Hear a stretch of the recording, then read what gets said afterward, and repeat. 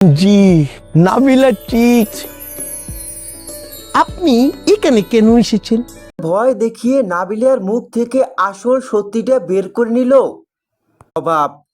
সুরুজের সাথে নাবিলার গোপন সম্পর্ক সবটা জেনে নিয়ে নবাব নাবিলাকে উচিত শিক্ষা দিল। হ্যাঁ বন্ধুরা, গল্পে এমনটাই ঘটতে চলেছে।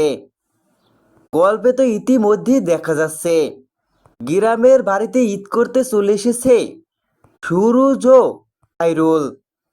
এমনকি সেখানে খায়রুলের বাবাও চলে আসে।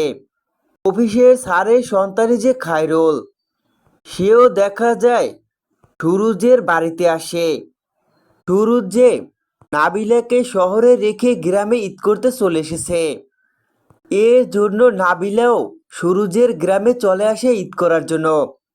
দেখা যায় নাবিলা সুরুজের বাড়িতে ওঠে, কিন্তু সুরুজের সাথে যে নাবিলের সম্পর্ক রয়েছে এটা তো ভালো করেই জানে নবাব।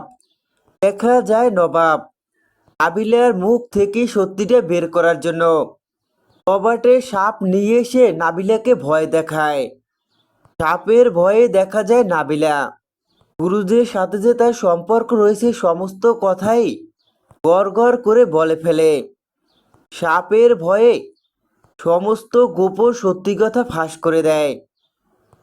তো বন্ধুরা, নবাব তো নাবিলাকে সাপের ভয় দেখিয়ে মুখ থেকে আসল সত্যিটা বের করে নিল।